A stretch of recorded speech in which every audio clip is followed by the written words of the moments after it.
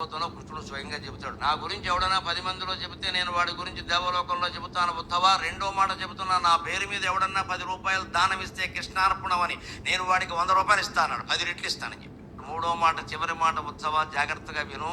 నన్ను ఎవడన్నా మనస్సులో స్మరిస్తూ ఉంటే నాకు ఇంకో దారి లేదయ్యా, నేను వాడు ఉన్న చోటే ఉంటా అన్నాడు ఆయన. అంత గొప్ప అవకాశం ఇచ్చాడు. మనం సందుల్లో ఉన్నామా, గొంతుల్లో ఉన్నామా, ఉక్కపోస్తుందా, చలిస్తుందా అనవసరం అమ్మా. మనసులో గోవిందనామస్మరణ మానకుండా ఉంటే చాలు. అప్పుడు మన ఆరోగ్యాన్ని ఆయనే కాపాడుకుంటాడు. ఇంత సులభమైన ఉపాయాలున్నా ఏమీ చేయక్కల, మనసులో స్మరిస్తే చాలు. భాగవతంలో కృష్ణుడు స్వయంగా చెబుతాడు, నా గురించి ఎవడన్నా 10 మందిలో చెబితే నేను వాడి గురించి దేవలోకంలో చెబుతాను ఉత్తవా. రెండో మాట చెబుతున్నా, నా పేరు మీద ఎవడన్నా 10 రూపాయలు దానం ఇస్తే కృష్ణార్పణమని నేను వాడికి 100 రూపాయలు ఇస్తాను, 10 రెట్లు ఇస్తానని చెప్పి. మూడో మాట, చివరి మాట, ఉత్సవా జాగ్రత్తగా విను.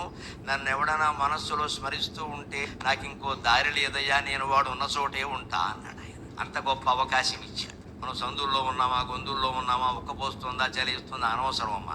మనసులో గోవిందనామస్మరణ మానకుండా ఉంటే చాలు. అప్పుడు మన ఆరోగ్యాన్ని ఆయనే కాపాడుకుంటాడు. ఇంత సులభమైన ఉపాయాలున్నా ఏమీ చేయక్కల, మనసులో స్మరిస్తే చాలు.